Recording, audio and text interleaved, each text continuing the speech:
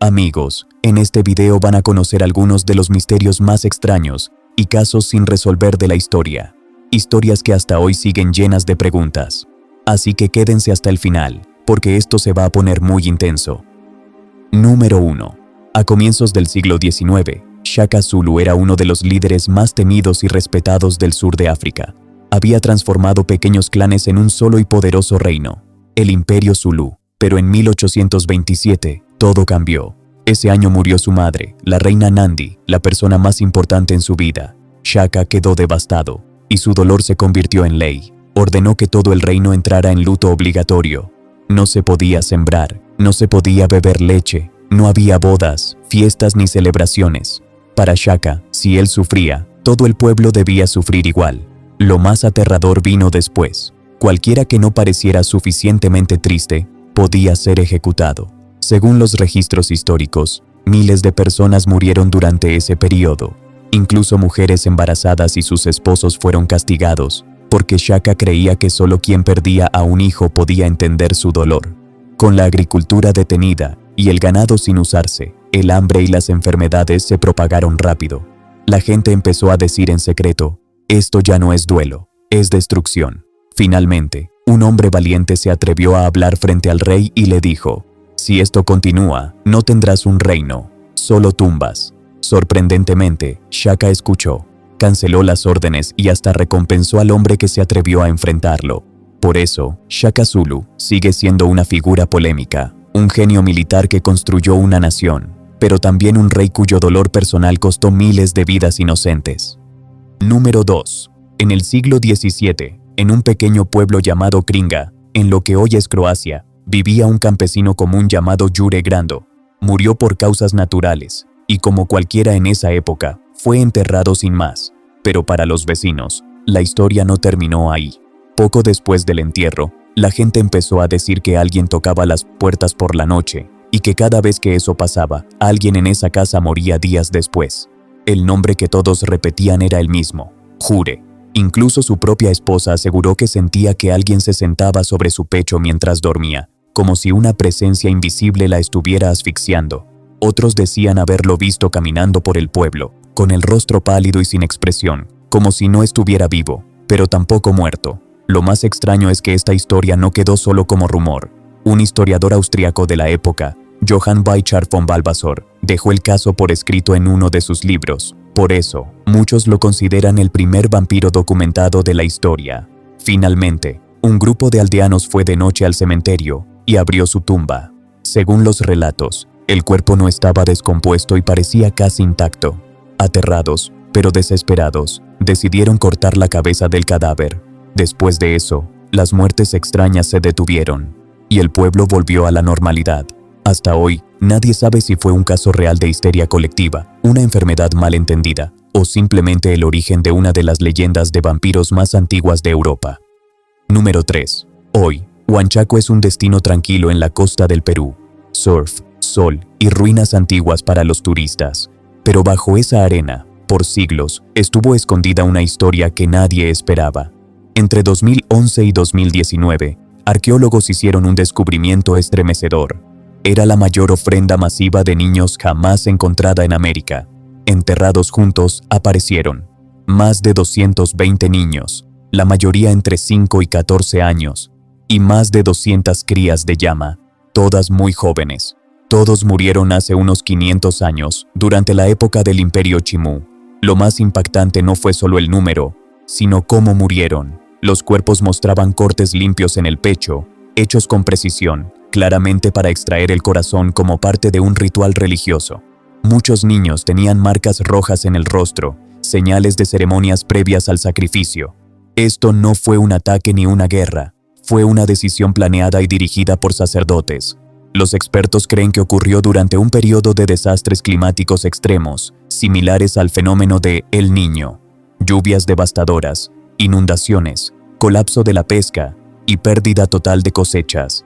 Para los Chimú, eso significaba que los dioses estaban furiosos, y cuando los sacrificios de animales no funcionaron, tomaron la decisión más desesperada, ofrecer lo que consideraban más puro y valioso, sus propios hijos, no por crueldad, sino por miedo absoluto y desesperación. Poco tiempo después, el imperio Chimú fue derrotado por los incas y desapareció de la historia. Lo que quedó bajo la arena de Huanchaco es un recordatorio brutal de algo muy humano. Cuando la gente siente que el mundo se está cayendo, la fe puede empujar a decisiones que hoy nos parecen imposibles de imaginar. Número 4. A finales de 1900, 3 hombres estaban a cargo de un faro en unas islas remotas frente a la costa de Escocia. Su trabajo era simple: mantener la luz encendida para que los barcos no chocaran contra las rocas. Pero un día, la luz dejó de responder.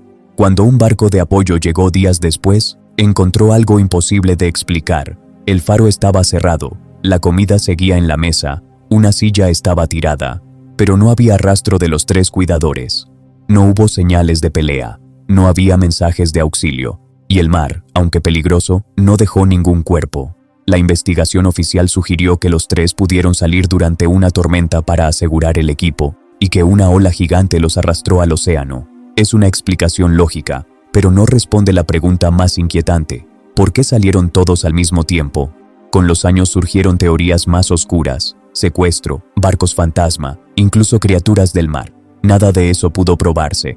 Lo único seguro es esto: 3 hombres estaban allí, y nunca volvieron a ser vistos. Por eso, el faro de las Islas Flannan sigue siendo uno de los misterios más inquietantes de la historia marítima.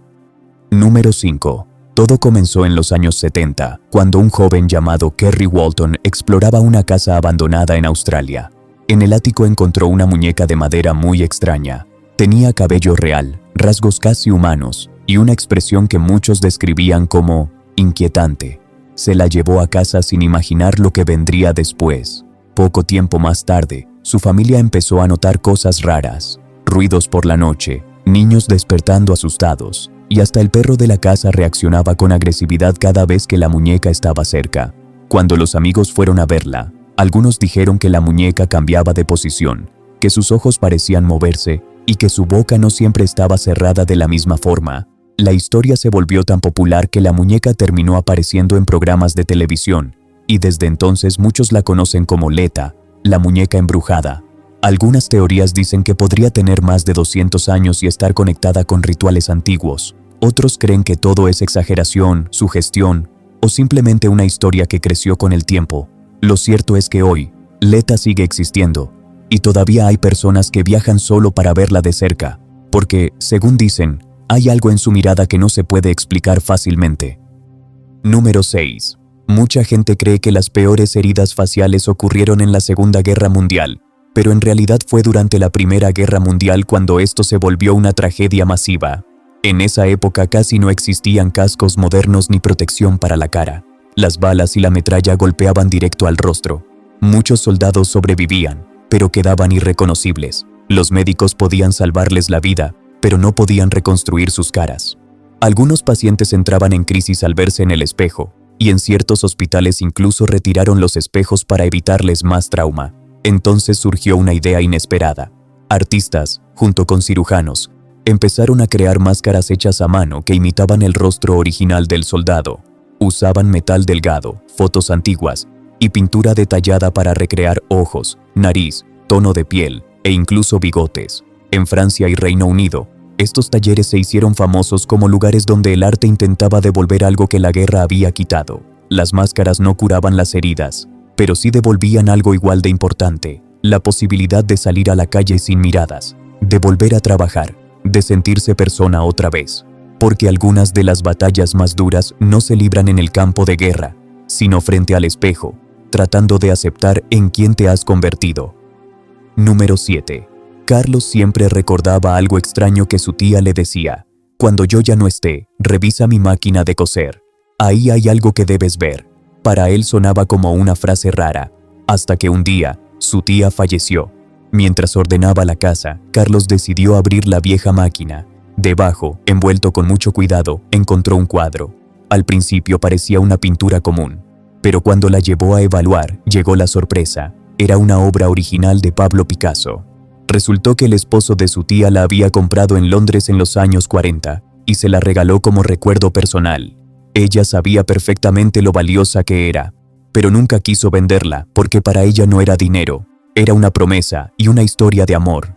Hoy, esa pintura está valuada en millones de dólares y durante décadas estuvo escondida en el lugar más inesperado, debajo de una simple máquina de coser. A veces, los tesoros más grandes no están en cajas fuertes, sino guardados en silencio, esperando a que alguien cumpla una última promesa. Y bueno amigos, ¿qué les pareció el video? Déjenme su opinión en los comentarios. Y si les gusta este tipo de historias, no olviden suscribirse a Nens Origins para más misterios reales de la historia. Nos vemos en el próximo video.